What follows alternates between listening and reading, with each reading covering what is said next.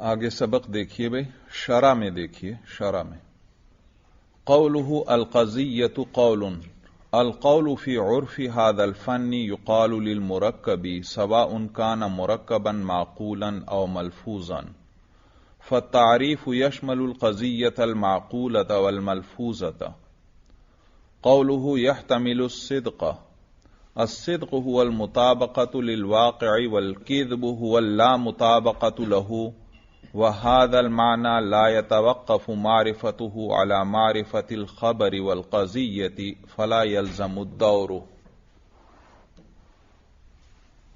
اچھا بھائی، گزشتہ سبق میں ہم نے تصدیقات کی بحث شروع کی تھی اور میں نے آپ کو بتلایا تھا کہ منطق کا موضوع جو ہے وہ معرف اور حجت ہیں۔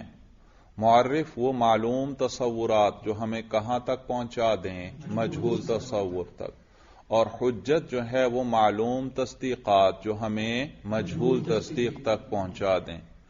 تو یہ جو معرف اور حجت ہیں یہ منطق کا موضوع ہیں، اور ماقبل میں معرف کا بیان چل رہا تھا تو اب حجت کا بیان چاہیے، لیکن چونکہ حجت کا سمجھنا موقوف ہے تصدیقات کے سمجھنے پر اور ان کی تفصیل پر، لہذا اب تصدیقات کی تفصیل بیان کرنے لگے۔ اور انہوں نے آپ کو بتلایا کہ قضیہ جو ہے ایسے قول کو کہتے ہیں یحتمل الصدق والکذب، جو صدق اور کذب دونوں کا احتمال رکھتا ہو۔ قضیہ ایسے قول کو کہتے ہیں جو صدق و کذب دونوں کا احتمال رکھتا ہو۔ اس پر ایک اشکال تو ذہن میں یہ آتا تھا کہ قول تو عربی زبان میں لفظ کو کہتے ہیں، اور قضیہ تو دو قسم پر ہے، ایک قضیہ ملفوظہ ہے جس پر ہم زبان سے تلفظ کریں، اور ایک قضیہ معقولہ ہے جو ہمارے ذہن میں ہے۔ تو مصنف کی یہ تعریف یہ تو قضیہ ملفوظہ کو تو شامل ہوئی لیکن قضیہ معقولہ کو شامل نہیں، حالانکہ منطقی کی اصل توجہ تو قول معقول کی طرف ہوتی ہے، قول ملفوظ کی طرف تو صرف ضرورت کی وجہ سے وہ اس سے بحث کرتا ہے، ورنہ منطقی کی اصل توجہ کس کی طرف ہے؟ قول معقول، یعنی وہ باتیں، وہ چیزیں جو ہمارے ذہن میں آتی ہیں۔ تو اس کا جواب میں نے ذکر کیا تھا، شرح میں بھی وہ ذکر کریں گے کہ عربی زبان میں تو قول لفظ کو کہتے ہیں، لیکن اس علم منطق کے اندر قول کا لفظ مرکب کے لیے بولا جاتا ہے۔ قول سے مرکب مراد ہوتا ہے، اور وہ مرکب عام ہے، چاہے وہ مرکب ملفوظ ہو چاہے معقول ہو۔ تو یہ قضیہ ملفوظہ کے ساتھ ساتھ قضیہ معقولہ کو بھی یہ تعریف شامل ہوئی۔ اس کے بعد اس پر دوسرا اشکال یہ ہوا تھا کہ انہوں نے کہا کہ قضیہ وہ ایسے قول کا نام ہے جو صدق و کذب دونوں کا احتمال رکھتا ہو، حالانکہ کچھ قضیے تو ایسے ہوتے ہیں جن میں صدق ہی صدق ہوتا ہے، وہاں تو کذب کا کوئی احتمال نہیں ہوتا، جیسے اللہ تعالی کا کوئی قول، یا جیسے حضور صلی اللہ علیہ وسلم کا کوئی قول، یا اسی طرح بعض چیزیں ایسی ہوتی ہیں جو خارج میں ہم مشاہدہ کرتے ہیں جس کا سب کو پتہ ہوتا ہے، جیسے الارض تحتنا، زمین ہمارے نیچے ہے، اس میں بھی دیکھو صدق ہی صدق ہے، کذب کا کوئی احتمال نہیں۔ تو یہ تو قضیہ کی تعریف سے نکل گئے، کیونکہ قضیہ کی تعریف تو آپ نے یہ کی کہ وہ صدق اور کذب دونوں کا احتمال رکھتا ہو، اور بعض قضیے ایسے ہوتے ہیں جو صرف کذب ہی کذب ہوتا ہے، ان میں وہاں صدق کا کوئی احتمال نہیں ہوتا، جیسے الارض فوقنا، زمین ہمارے اوپر ہے، اب یہ کذب ہی کذب ہے، اس میں صدق کا کوئی احتمال نہیں۔ تو یہ بھی قضیہ کی تعریف سے نکل گیا، کیونکہ اس میں دونوں احتمال نہیں ہیں۔ اور آپ نے تو کیا تعریف کی؟ قضیہ وہ ہے جس میں دونوں احتمال ہوں، صدق کا بھی اور کذب کا بھی احتمال ہو۔ تو آپ کی یہ تعریف جامع نہیں، یعنی اس میں تمام قضایا اس کے اندر داخل نہیں۔ تو جواب بھی اس کا ذکر کر دیا تھا کہ بھئی مراد یہ ہے کہ قطع نظر دلائل خارجیہ سے، دلائل خارجیہ سے قطع نظر اس قضیے کے اندر دیکھیں تو اس میں صدق اور کذب دونوں کا احتمال ہے بھئی۔ یا اسی کو دوسرے لفظوں میں یوں کہیں کہ اس خاص موضوع اور محمول سے قطع نظر اس خاص موضوع اور محمول سے قطع نظر نفس مفہوم کی طرف نظر کرتے ہوئے اس میں صدق کا بھی احتمال اور وہ کس طرح ہوگا میں نے بتلایا تھا. دیکھو الارض تحتنا زمین ہمارے نیچے ہے، خاص یہی موضوع اور خاص یہی محمول ہو تو پھر یہاں صدق ہی صدق ہے، الارض تحتنا. لیکن قطع نظر یہ خاص موضوع اور خاص محمول کے یوں کہا جائے اس موضوع کے لیے یہ والا محمول ثابت ہے، اس موضوع کے لیے یہ والا محمول ثابت ہے. موضوع کوئی بھی چیز لے آئیں اور محمول کوئی بھی چیز لے آئیں وہاں صدق کا بھی احتمال ہوگا اور کذب. لیکن جب آپ خاص طور پر اس پر نظر کریں الارض موضوع یہی ہو اور محمول تحتنا یہی ہو پھر تو صدق ہی صدق ہے، کذب کا احتمال نہیں. لیکن قطع نظر اس خاص موضوع اور خاص محمول کے یوں کہا جائے کہ کوئی بھی موضوع لے آئیں موضوع جو ہے اس کے لیے محمول ثابت ہے تو اس اعتبار سے اس میں صدق کا بھی احتمال اور کذب کا، یعنی وہ خاص متعین موضوع اور محمول کے سے قطع نظر بھائی اس سے جہاں بھی کوئی موضوع آئے گا اور جہاں بھی کوئی کیا آئے گا محمول آئے گا اس میں کیا ہوگا صدق کا بھی اور کذب کا. قطع نظر اس خاص موضوع سے اور قطع نظر اس خاص محمول سے یوں کہا جائے اس موضوع کے لیے یہ والا محمول ثابت ہے، کوئی متعین نہیں، اس موضوع کے لیے محمول ثابت ہے تو وہاں صدق کا بھی احتمال کہ ہو سکتا ہے ثابت ہو سکتا ہے ثابت نہ ہو. بات سمجھ میں آ گئی. اور اس کے بعد پھر انہوں نے تقسیم کی تھی کہ قضیہ دو قسم پر ہے، یا قضیہ حملیہ ہوگا یا قضیہ شرطیہ. قضیہ حملیہ وہ ہے جس میں ایک شے کے لیے دوسری شے کا ثبوت ہو یا ایک شے سے دوسری شے کی نفی ہو. اگر ثبوت ہے تو اس کو موجبہ کہیں گے اور اگر نفی ہے تو اس کو سالبہ کہیں گے. زید قائم زید کے لیے قیام کا ثبوت ہے تو یہ حملیہ موجبہ ہوا، اور زید لیس بقائم اس میں زید سے قیام کی نفی ہے تو یہ حملیہ سالبہ ہے. تو قضیہ حملیہ کسے کہتے ہیں؟ جس میں ایک شے کا ثبوت ہو دوسری شے کے لیے یا ایک شے سے دوسری شے کی نفی ہو تو یہ یا موجبہ ہوگا یا سالبہ. اچھا، تو قضیہ حملیہ کی کیا تعریف کی؟ جس میں ایک شے کے لیے دوسری شے کا ثبوت ہو یا ایک شے سے دوسری شے کی نفی ہو، اور اگر ایسا نہ ہو تو وہ قضیہ شرطیہ ہے. دیکھو عبارت کیا لائے تھے، وَإِلَّا، اور اگر ایسا نہ ہو فَشَرْطِيَّةٌ، وہ شرطیہ ہے بھائی، شرطیہ ہے. اور یہ جو قضیہ حملیہ ہے اس میں جو محکوم علیہ ہوتا ہے اس کو موضوع کہتے ہیں، اور جو محکوم بھی ہوتا ہے اس کو محمول کہتے ہیں، اور وہ لفظ جو نسبت پر دلالت کرتا ہے اس کو رابطہ کہتے ہیں. کیا کہتے ہیں؟ رابطہ. جیسے زید ہوا قائم، زید ہے موضوع اور قائم ہے محمول، اور ہوا یہ رابطہ ہے، یہ ربط پر دلالت کر رہا ہے. یہ ربط نہیں دے رہا، یہ ربط پر دلالت کر رہا ہے. ربط تو کیا ہے؟ وہ نسبت حکمیہ ہے درمیان میں، یہ اس پر دلالت کر رہا ہے. میں نے مثال ذکر کی تھی کہ دیکھو ایک کو موضوع اور ایک کو آپ محمول کہہ رہے ہیں. کیوں؟ کیونکہ ان کے درمیان ربط آ چکا ہے. یا یوں کہیں ایک کو آپ مبتدا کہتے ہیں اور ایک کو خبر. مبتدا اور خبر تبھی کہیں گے جب ان کے درمیان ربط آ جائے، جوڑ آ جائے. جیسے میاں اور بیوی، مرد اور عورت کو میاں اور بیوی تبھی کہیں گے جب ان میں نکاح ہو، نکاح والا ربط اور جوڑ ہوگا تو مرد کو میاں کہیں گے اور عورت کو بیوی کہیں گے. یہاں پر بھی مبتدا اور خبر یہ تو دو لفظ تھے، لیکن جب آپ نے دونوں کو جوڑ دیا، ربط دے دیا، اس خبر کا حمل کس پر کر دیا؟ مبتدا پر کر دیا، تو درمیان میں ربط آ گیا، جوڑ آ گیا. تو اس ربط اور جوڑ جو ہے یہ نسبت حکمیہ کہلاتی ہے، اور دوسرا نام ہے اس کا نسبت خبریہ. نسبت حکمیہ اور نسبت خبری. اور اس نسبت حکمیہ اور نسبت خبریہ پر جو چیز دلالت کرے، جو لفظ دلالت کرے، اس کو رابطہ کہتے ہیں. تو معلوم ہوا قضیہ حملیہ کے 3 جز ہیں، موضوع، محمول اور رابطہ. لیکن رابطہ اکثر ذکر نہیں کیا جاتا. رابطہ اکثر ذکر نہیں کیا جاتا، کبھی کبھار ذکر کر دیا جاتا ہے، زیدن ہوا قائمن، یہ ہوا کبھی کبھار ذکر ہوگا، ہمیشہ ذکر نہیں، بلکہ ان کی اعرابی حرکتیں ہی اس نسبت پر دلالت کرتی ہیں۔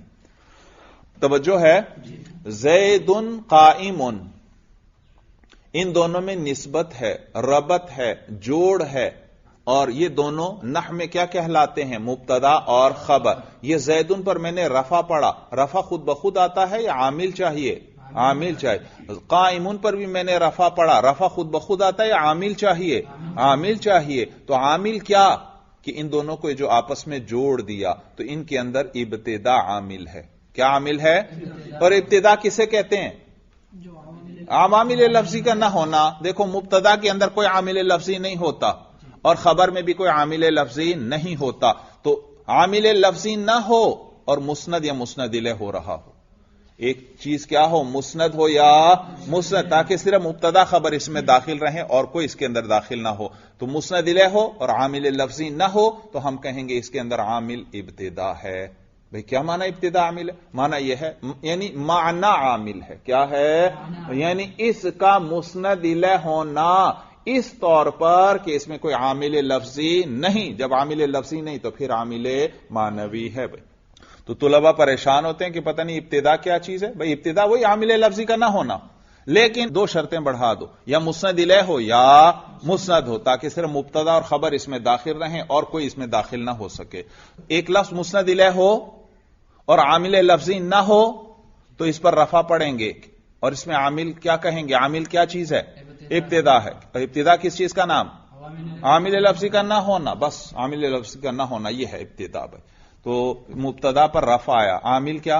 ابتدا، اور رفع پڑا، اور خبر پر بھی رفع آیا، اس میں بھی عامل کیا؟ ابتدا۔ تو یہ ابتدا صرف مبتدا اور خبر میں عامل ہے اور کسی چیز میں عامل نہیں۔ تو یہ جو مبتدا اور خبر ہے ان کا رفع بتلاتا ہے، ان میں ربط آ چکا ہے، جوڑ آ چکا ہے۔ بھائی ابتدا کس میں عامل ہوگی؟ مبتدا کون ہوتا ہے؟ مسند الیہ ہوتا ہے۔ مسند الیہ تبھی بنے گا جب اس کے لیے پہلے کیا موجود ہو؟ مسند بھی موجود ہو۔ معلوم دونوں میں ربط بھی آ چکا ہے، جب ربط آ گیا، جوڑ آ گیا، اس کے بعد جب اسناد کر دیا پھر ہی ایک کو مسند الیہ کہیں گے، اس سے پہلے مسند الیہ نہیں۔ جیسے میاں اور بیوی جب نکاح ہو گیا تب ہی میاں بیوی کہیں گے، اس سے پہلے نہیں۔ تو جب ایک لفظ کو مبتدا کہہ رہے ہیں یا مسند الیہ کہہ رہے ہیں، معلوم ہوا اس کی طرف اسناد کیا گیا ہے، اور ایک کو آپ مسند بھی کہہ رہے ہیں، معلوم ہوا اس کا اسناد کیا گیا ہے۔ مسند الیہ کی طرف اسناد کیا اور کس کا کیا؟ مسند بھی کا۔ تو ان دونوں کے درمیان اسناد آ چکا ہے، اور جب اسناد آ گیا تو اب ان پر رفع آیا، کیونکہ ان کے اندر عامل کیا ہے؟ ابتدا، اور ابتدا بھی صرف مسند الیہ اور مسند میں عامل ہوتی ہے جب کہ وہ عوامل لفظی سے خالی ہوں، اور وہ صرف مبتدا اور خبر ہیں۔ تو مبتدا اور خبر میں زید قائمن، یہ زید پر جو میں نے رفع پڑھا اور یہ جو قائمن پر میں نے رفع پڑھا، خود بخود رفع آیا یا عامل کی وجہ سے آیا؟ اور عامل کیا ہے؟ ابتدا۔ اور ابتدا کیوں عمل کر رہی ہے؟ کیوں؟ کیونکہ ایک ان میں سے کیا ہے؟ مسند الیہ، اور ایک کیا ہے؟ اور کوئی عامل لفظی نہیں۔ تو اب عامل کون ہے؟ عامل تو چاہیے، رفع تو خود نہیں آتا، تو ہم کہیں گے ان میں ابتدا عامل ہے۔ تو ان کا جو رفع ہے وہ دلالت کر رہا ہے نسبت حکمیہ پر، ان کا رفع دلالت کر رہا ہے کہ ان میں نسبت حکمیہ ہے۔ نسبت حکمیہ نہیں تو پھر رفع خود بخود نہیں آ سکتا۔ بات سمجھ میں آ گئی؟ یہ اتنی لمبی بات کرنے کا مقصد یہ بتلانا تھا کہ یہ جو عربی زبان میں ہے رابطہ کے لیے ہوا، یہ بتا رہے ہیں ہوا استعمال ہوتا ہے، لیکن یہ ہوا بھی زیادہ استعمال نہیں ہوتا، کم استعمال ہوتا ہے، بلکہ یہ جو حرکت اعرابی ہے، یہ جو حرکت اعرابی ہے یہی اس رابطے پر دلالت کر دیتی ہے، اسی سے رابطے کا پتہ چل جاتا ہے۔ بات سمجھ میں آ گئی؟ رابطے کے لیے الگ لفظ کم ذکر کیا جاتا ہے، کم ذکر کیا جاتا ہے۔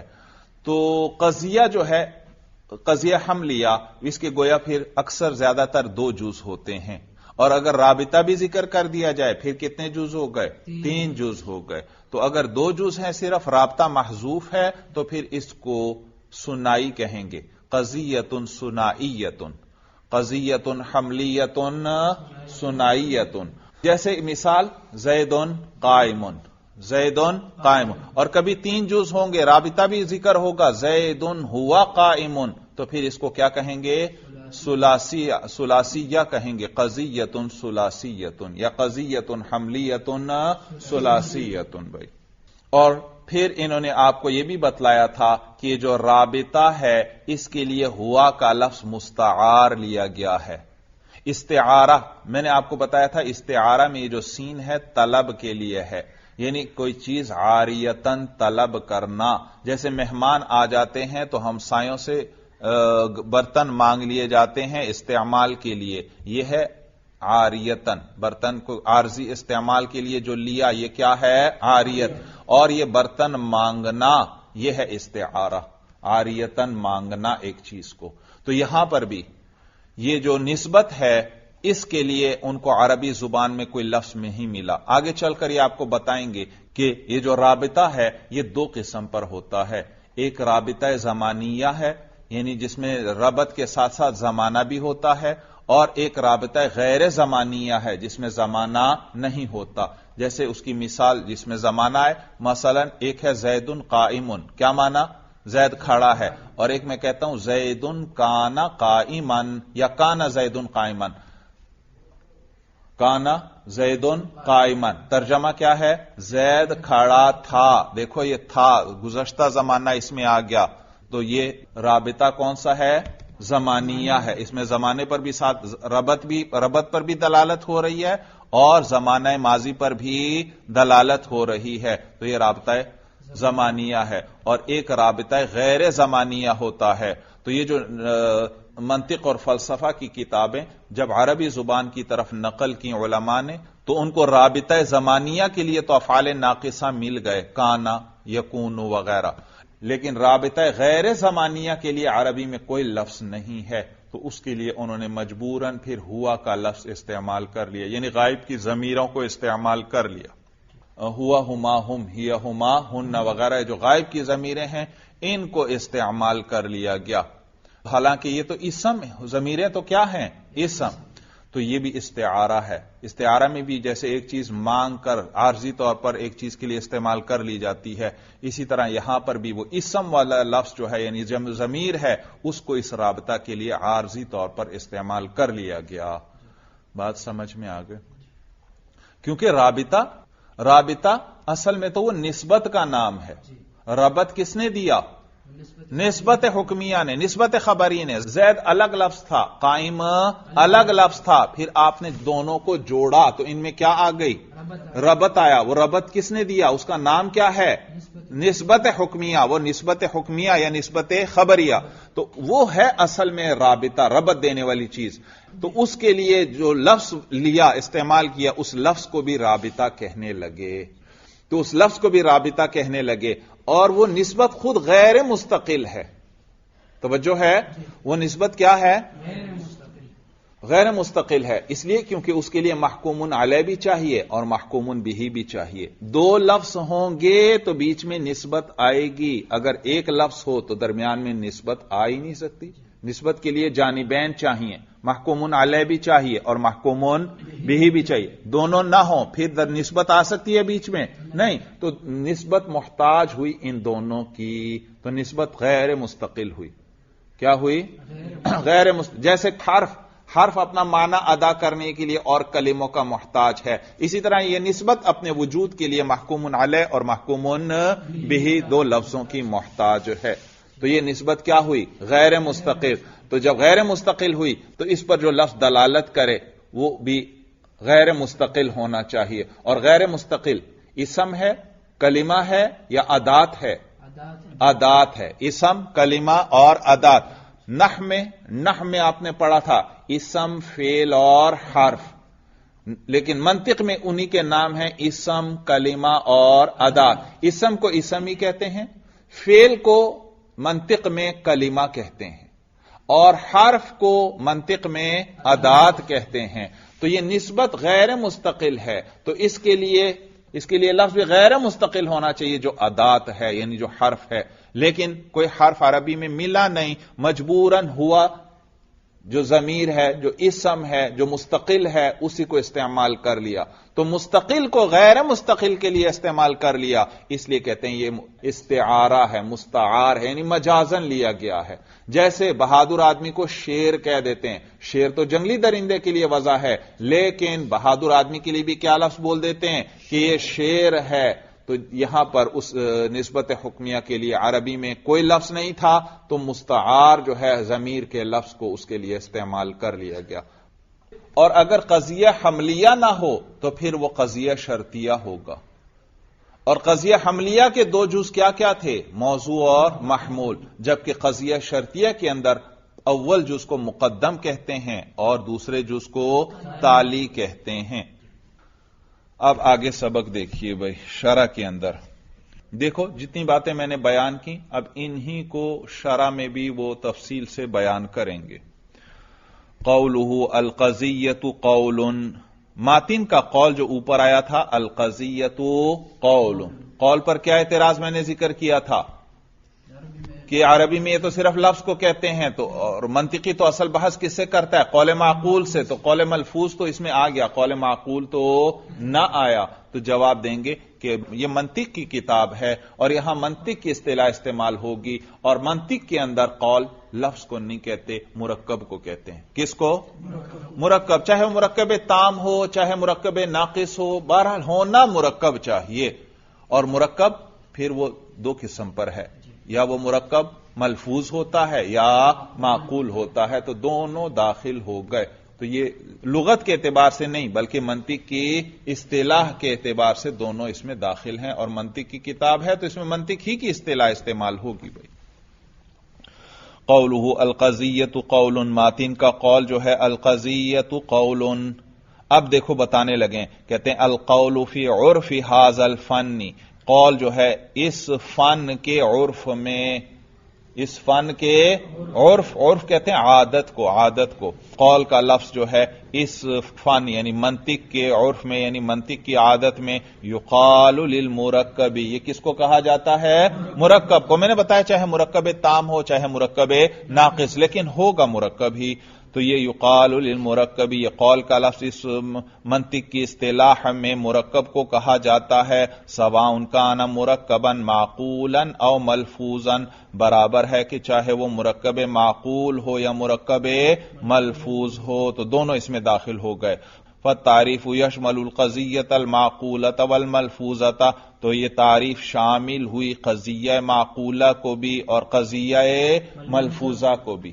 اعتراض کیا تھا کہ آپ کی تعریف قضیہ ملفوظہ کو تو شامل ہے، قضیہ معقولہ کو شامل نہیں جو ذہن میں ہوتا ہے۔ تو جواب دے دیا کہ نہیں، یہ تعریف قضیہ معقولہ کو بھی شامل ہے، کیونکہ قول کا لفظ علم منطق کی اصطلاح میں مرکب کے لیے استعمال ہوتا ہے، اور وہ مرکب عام ہے، چاہے ملفوظ ہو چاہے معقول ہو، تو قضیہ معقولہ بھی اس میں داخل ہو گیا۔ یہ معنی ہے فالتعریف یشمل القضیۃ المعقولۃ والملفوظۃ، تو یہ تعریف شامل ہوئی۔ تو یہ تعریف، ترجمہ سن رہے ہیں میں کیا ترجمہ کر رہا ہوں؟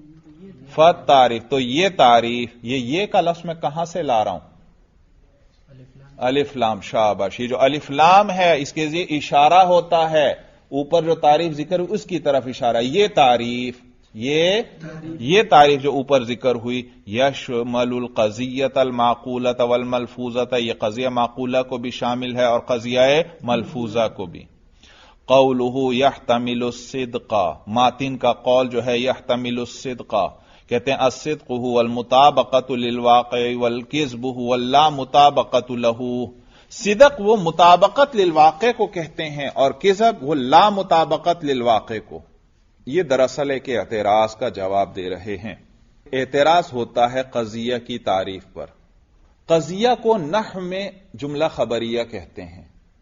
قضیہ کس کو کہتے ہیں؟ جس میں صدق اور کذب کا احتمال ہو، وہی نحو میں جملہ خبریہ ہے۔ جملہ خبریہ کسے کہتے ہیں؟ جس میں صدق اور کذب کا احتمال ہوتا ہے۔ تو قضیہ، جملہ خبریہ دونوں برابر ہیں، دونوں مترادف ہیں، چاہے آپ قضیہ کہہ دیں چاہے جملہ خبریہ کہہ دیں، یا یوں کہیں خبر کہہ دو۔ کیا کہہ دو؟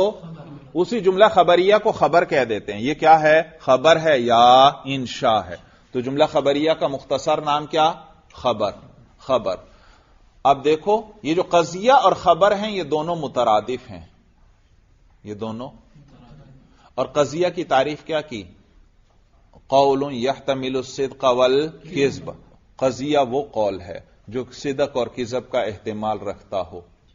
اچھا صدق کسے کہتے ہیں؟ پہلے ہمیں یہ تو بتائیں.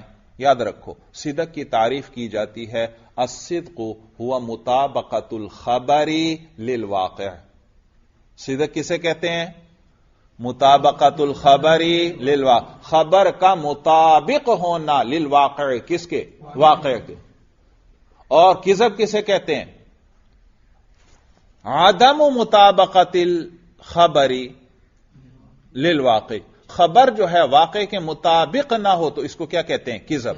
مثلا خارج میں زید کھڑا ہے، واقع میں زید کھڑا، اور میں بھی زبان سے کہتا ہوں زید قائم، تو یہ جو جملہ خبریہ ہے یعنی یوں کہ یہ جو خبر ہے یہ کیا ہے؟ واقع کے مطابق ہے، تو ہم کہیں گے یہ صدق ہے.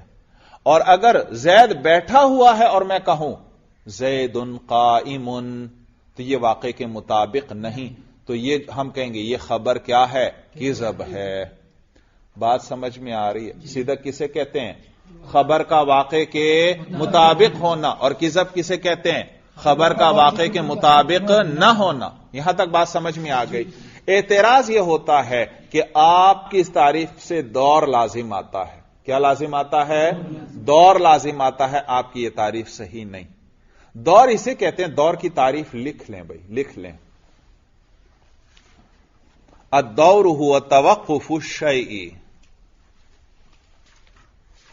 الدور هو توقف.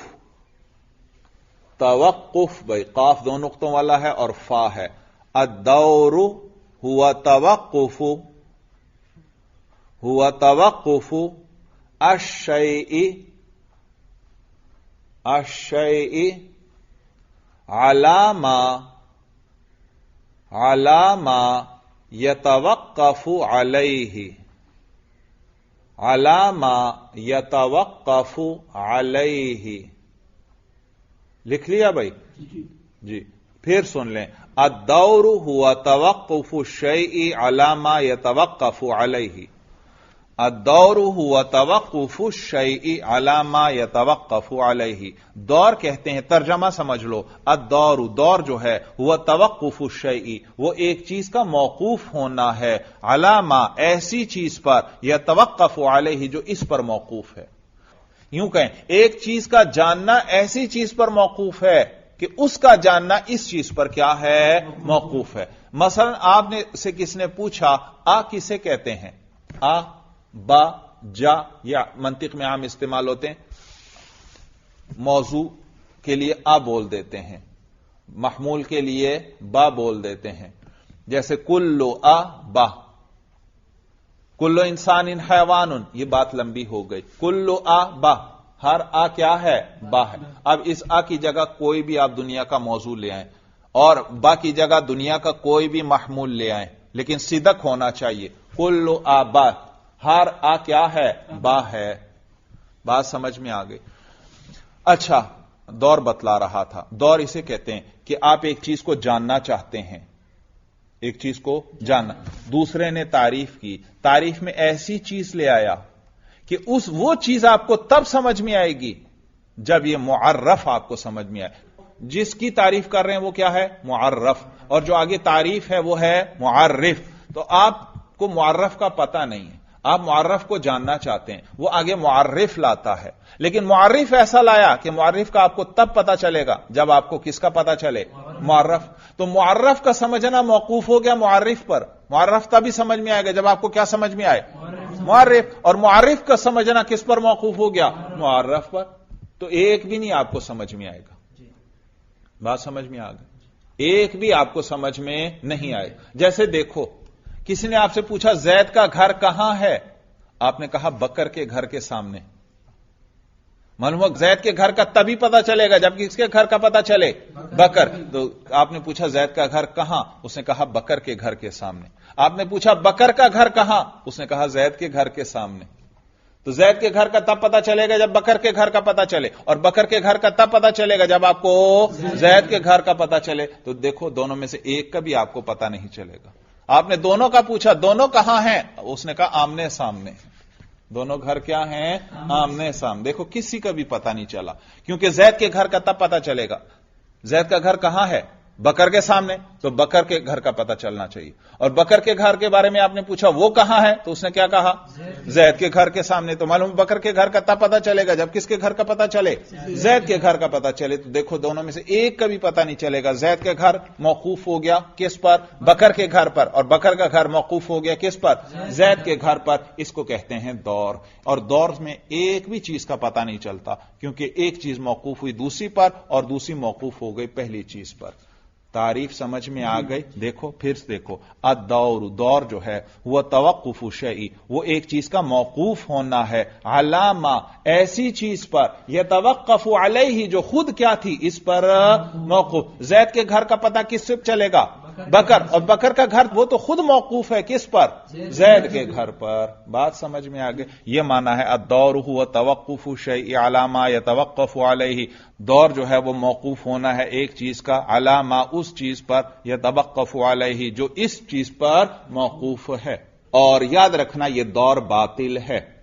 دور باطل ہے کیونکہ اس میں کسی بھی چیز کا پتہ نہیں چلے گا. پہلی چیز کو جاننے کے لیے دوسری چیز کا جاننا ضروری، اور دوسری چیز کو جاننے کے لیے پہلی چیز کا جاننا ضروری ہے. تو اس میں کسی ایک بھی چیز کا پتہ نہیں چلے گا. تو دور باطل ہے بھائی، دور باطل ہے.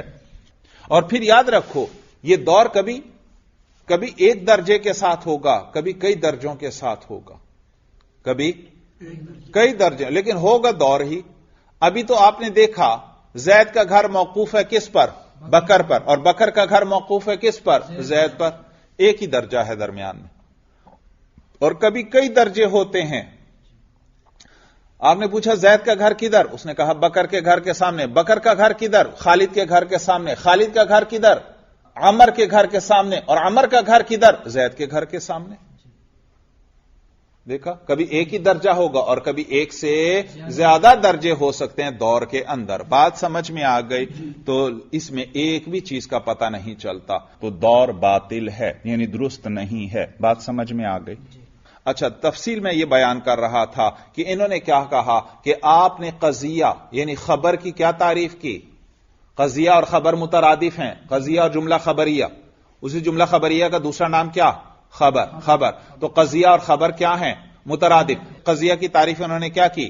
قول یحتمل الصدق والکذب. معلوم ہوا قضیے کا پتہ آپ کو تب چلے گا جب آپ کو صدق اور کذب کا پتہ چل جائے. اور صدق اور کذب کسے کہتے ہیں؟ تو صدق کی کیا تعریف کی؟ خبر کا واقعے کے مطابق ہونا. اور کذب کیا ہے؟ خبر کا واقعے کے مطابق نہ ہونا. بھئی یہ خبر، یہی تو قضیہ ہے. یہی تو قضیے کو جاننے کے لیے صدق اور کذب کا جاننا ضروری، اور صدق اور کذب کو جاننے کے لیے خبر کا جاننا ضروری. کیونکہ صدق کی کیا تعریف کی؟ خبر کا واقعے کے مطابق ہونا. پہلے خبر کو جاننا پڑے گا یا نہیں؟ تو صدق کا جاننا کس پر موقوف؟ خبر پر. کذب کا جاننا بھی کس پر موقوف؟ خبر پر. اور خبر وہی قضیہ تو ہے. قضیہ اور خبر دونوں کیا ہیں؟ مترادف. بات سمجھ بھی آ رہی ہے کہ نہیں؟ قضیہ کی کیا تعریف کی؟ قول یحتمل الصدق والکذب. قضیے کو جاننے کے لیے کس کو جاننا پڑے گا؟ صدق اور کذب کو. اور صدق اور کذب کسے کہتے ہیں؟ خبر کا واقعے کے مطابق ہونا یا مطابق نہ ہونا. معلوم ہو اس کے صدق اور کذب کو جاننے کے لیے خبر کو جاننا پڑے گا، اور خبر وہی قضیہ تو ہے. تو قضیے کو جاننے کے لیے صدق اور کذب کو جاننا پڑے گا، اور صدق اور کذب کو جاننے کے لیے قضیے کو جاننا پڑے گا. اور یہ دور ہے، اور دور باطل ہے، یعنی درست نہیں ہے. اشکال سمجھ میں آیا؟ تو اس اشکال کا آپ کو شرح میں جواب دیں گے کہ آپ نے صدق کی تعریف درست نہیں کی. ہم صدق کی وہ تعریف نہیں کرتے جس سے دور لازم آئے. صدق کی آپ نے کیا تعریف کی؟ خبر کا واقعے کے مطابق ہونا. اور کذب کی کیا تعریف کی؟ خبر کا واقعے کے مطابق نہ ہونا. کہتے ہیں نہیں، اس میں سے خبر کو نکال دو. صدق کہتے ہیں المطابقت للواقع، واقعے کے ساتھ مطابقت. واقع کے ساتھ مطابقت ہونا یہ ہے صدق، اور واقع کے ساتھ مطابقت نہ ہونا یہ کیا ہے؟ کذب۔ دیکھو ہم نے خبر کا لفظ بیچ سے نکال دیا۔ یہ یوں کہو نسبت جو ہے، نسبت حکمیہ کی واقع کے ساتھ مطابقت یہ کیا ہے؟ صدق، اور نسبت حکمیہ کی واقع کے ساتھ عدم مطابقت وہ کیا ہے؟ کذب ہے۔ تو یہاں صدق اور کذب کی تعریف میں خبر کی جگہ ہم نسبت کا لفظ لے آتے ہیں، اب دور لازم نہیں آئے گا۔ دیکھو قضیہ کی کیا تعریف کی؟ القضیۃ قول یحتمل الصدق والکذب، تو معلوم ہوا قضیہ کو جاننے کے لیے کس کا جاننا ضروری؟ صدق اور کذب کا، اور صدق اور کذب کی پہلے کیا تعریف تھی؟ مطابقت الخبر للواقع، ہم خبر کے بجائے نسبت لے آتے ہیں، مطابقت النسبت للواقع، نسبت کی واقع کے ساتھ مطابقت ہو، یعنی نسبت خبریہ، یہ یوں کہو نسبت حکمیہ، نسبت حکمیہ کی واقع کے ساتھ مطابقت ہو تو وہ کیا ہے؟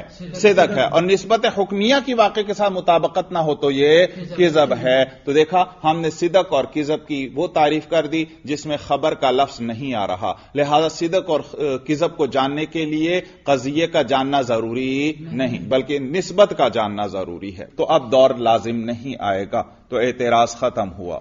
بات سمجھ میں آ گئی؟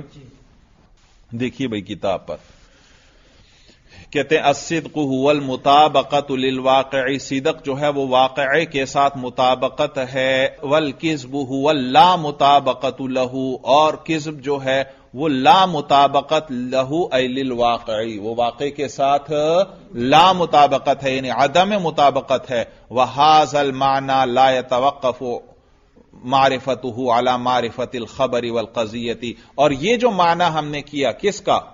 صدق اور کذب کا، لا يتوقف معرفته، یہ جو معنی ہے اس کا جاننا موقوف نہیں ہے على معرفت الخبر والقضیتی، کس پر؟ خبر اور قضیے کے جاننے پر یہ موقوف نہیں، کیونکہ اس میں خبر اور قضیے کا ذکر ہی نہیں ہے اس صدق اور کذب کی تعریف میں۔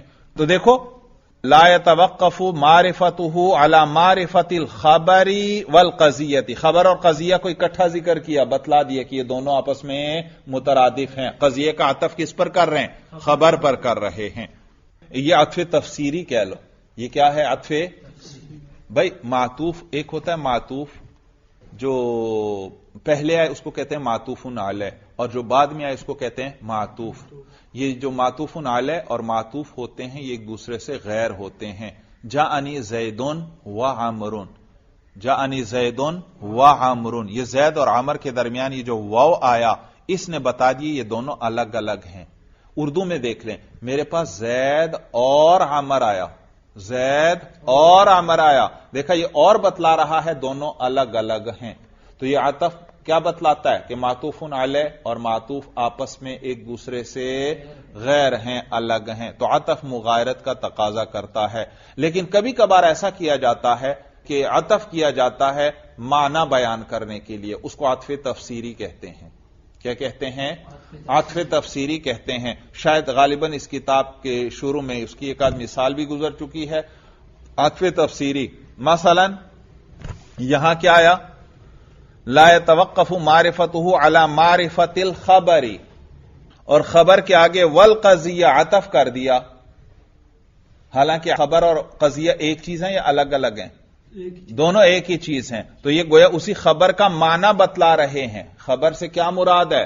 قضیہ مراد ہے، تو اس کو عطف تفسیری کہتے ہیں۔ بس یہاں تو اتنی واضح مثال نہیں، اور جگہ پر واضح مثال مل جاتی ہے جہاں معطوف آ کر وضاحت کر دیتا ہے معطوف علیہ کی، اس کو کیا کہتے ہیں؟ عطف تفسیری، اور وہاں وہ ایک دوسرے سے غیر نہیں ہوتے کیونکہ وہ اسی کا تو معنی بیان کر رہا ہوتا ہے۔ پھر دیکھیے ترجمہ، کہتے ہیں الصدق هو المطابقت للواقع والکذب هو اللا مطابقت له، صدق جو ہے وہ واقع کے ساتھ مطابقت ہے اور کذب جو ہے وہ واقع کے ساتھ عدم مطابقت ہے۔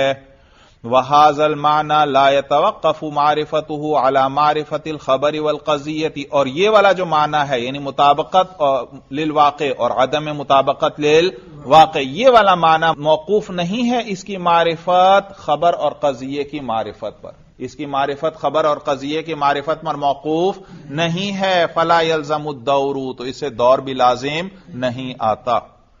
قوله موضوعا لأنه وزع وعين ليحكم عليه، قضیہ حملیہ کے پہلے جز کو کیا کہتے ہیں؟ موضوع. یعنی محکوم علیہ کو کیا کہتے ہیں؟ موضوع. موضوع کو موضوع کیوں کہتے ہیں؟ میں نے کل وجہ بیان کی تھی. وضع کا کیا معنی؟ مقرر کرنا، متعین کرنا. تو یہاں پر بھی یہ جو موضوع ہے اس کو مقرر کیا گیا ہے اس محمول کے لیے. جیسے زید قائم، زید قائم. بھائی یہ قائم اس کا حمل تو میں بکر پر بھی کر سکتا تھا، اس کا حمل تو میں خالد پر بھی کر سکتا تھا، اس کا حمل تو میں عمر پر بھی کر سکتا تھا، لیکن میں نے زید کو متعین کر دیا اور اس پر حمل کیا، زید قائم. تو یہ زید کیا ہے؟ موضوع. یعنی اس کو وضع کیا گیا ہے، متعین کیا گیا ہے، مقرر کیا گیا ہے. کس کے لیے مقرر کیا گیا ہے؟ آگے آنے والی خبر، آگے آنے والے محمول کے لیے. بات سمجھ میں آ گئی؟ یہ یوں کہیں اس کو حمل کے لیے اس کو متعین کیا گیا ہے. زیدون قائمن، آگے قائمن میں اس کے لیے لایا. حالانکہ یہ قائمن میں خالد کے لیے بھی لا سکتا تھا، بکر کے لیے بھی، لیکن میں نے کس کو متعین کیا؟ زید کو. تو چونکہ یہ متعین ہوتا ہے حکم کے لیے اس لیے اس کو موضوع کہتے ہیں.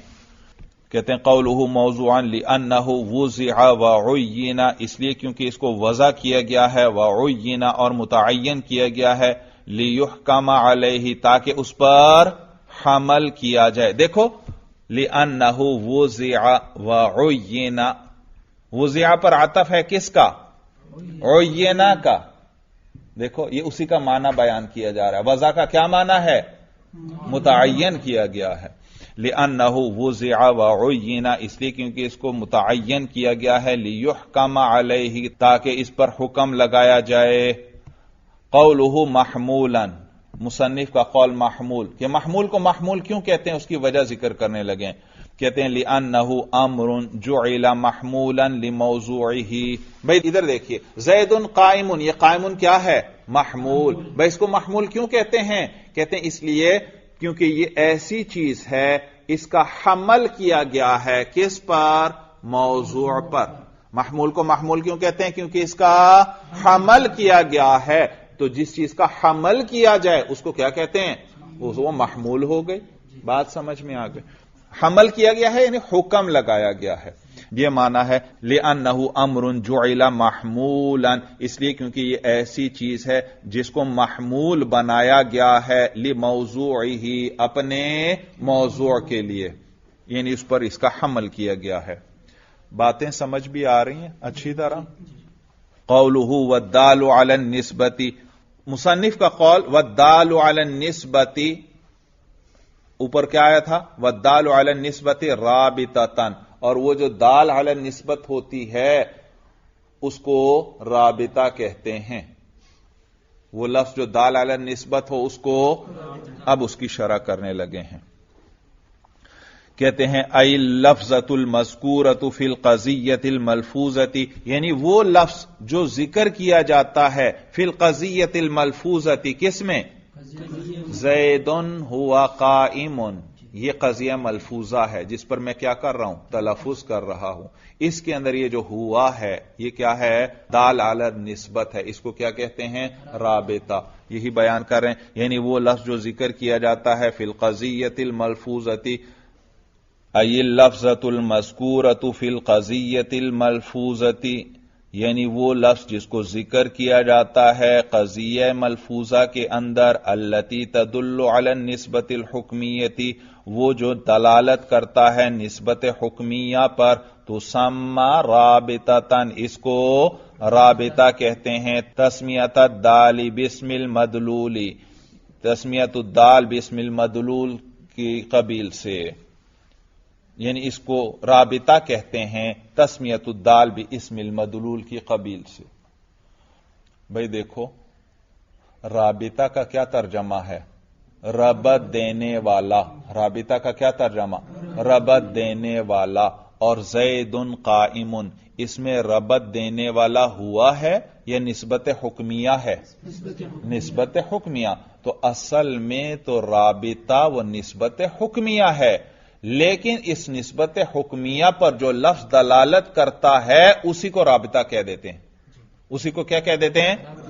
تو یہ جو لفظ ہے یہ ہے دال، اور کس پر دلالت کر رہا ہے؟ نسبت حکمیہ پر، اور اصل میں رابطہ کون ہے؟ وہ نسبت حکمیہ یعنی مدلول، یعنی تو یہ رابطہ تو اصل میں مدلول ہے، لیکن دال ہی کو کیا کہہ دیتے ہیں؟ رابطہ کہہ دیتے ہیں۔ بات سمجھ میں آ گئی؟ چونکہ یہ لفظ اس نسبت حکمیہ پر دلالت کر رہا ہے، لہذا اسی کو رابطہ کہہ دیتے ہیں، ورنہ حقیقت میں یہ رابطہ نہیں۔ رابطہ کیا ہے؟ نسبت حکمیہ۔ تو کہتے ہیں تسمى رابطة تسمیۃ الدال باسم المدلول، تو اس کو تسمیۃ الدال باسم المدلول کی قبیل سے رابطہ کہتے ہیں۔ یہ کیا بن رہا ہے؟ عبارت میں کیا بن رہا ہے؟ تسمیۃ الدال باسم المدلول، یہ مفعول مطلق ہے۔ شاباش۔ تسمى پیچھے آیا یا نہیں آیا؟ اور آگے کیا آیا؟ تسمیۃ الدال باسم المدلول۔ اور مفعول مطلق تو کبھی یہ تاکید کے لیے آتا ہے، کبھی نوع بیان کرنے کے لیے، اور کبھی عدد۔ یہاں یہ کس لیے ہے؟ تسمى سے کیا سمجھ میں آیا؟ مصدر تسمیہ، اور آگے تسمیہ ہے یا تسمیۃ الدال باسم المدلول ہے؟ یہ تو جامی کی بحث آ گئی۔ چلو اب ذکر آ گیا، مختصراً ذکر کر دیتا ہوں۔ یہ جو مفعول مطلق ہے نا، اس کے 3 فائدے ہیں۔ کبھی یہ تاکید کے لیے لاتے ہیں، کبھی یہ عدد بیان کرنے کے لیے، اور کبھی نوع۔ تاکید کے لیے، تاکید کا معنی یہ ہے کلام سے مجاز اور غلطی کے احتمال کو یہ ختم کر دیتا ہے۔ مثلا میں نے آپ سے کہا ضربت زیدن، میں نے زید کی پٹائی کی۔ سننے والے کے ذہن میں آ سکتا ہے کہ زید تو بڑا طاقتور آدمی ہے، یہ ضربت شاید غلطی سے منہ سے لفظ نکل گیا، کچھ اور کہنا چاہتے تھے، ضربت نہیں کہنا چاہتے تھے۔ میں نے تو کیا کہا؟ ضربت زیدن، میں نے زید کی پٹائی کی، لیکن سننے والے کے ذہن میں آ سکتا ہے کہ نہیں بھائی یہ زبان سے غلطی سے ضربت کہہ دیا ہے، کیونکہ زید تو بڑا طاقتور آدمی ہے۔ لیکن آگے میں مفعول مطلق لاتا ہوں، ضربت زیدن ضربن، اس ضربن نے آ کر ما قبل والے ضربت فعل کو پکا کر دیا، یعنی غلطی کے احتمال کو ختم کر دیا۔ اس اگلے ضربن نے بتا دیا یہ جو میں نے ضربتو کہا تھا یہ غلطی سے نہیں کہا، ضربتو سے ضربتو ہی مراد ہے۔ بات سمجھ میں آ گئی؟ تو یہ غلطی کے احتمال کو اس ضربن نے کیا کر دیا؟ ختم۔ یا کبھی مجاز کے احتمال کو ختم کرے گا۔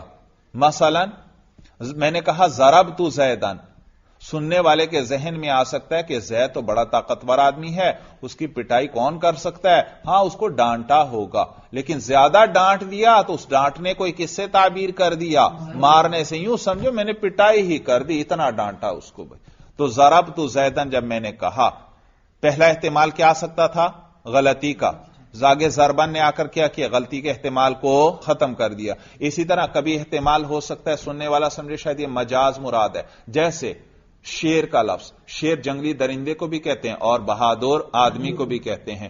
تو مثلا میں نے آپ کو کہا میں نے کل چڑیا گھر میں شیر دیکھا، معلوم ہوا شیر سے کیا مراد ہے؟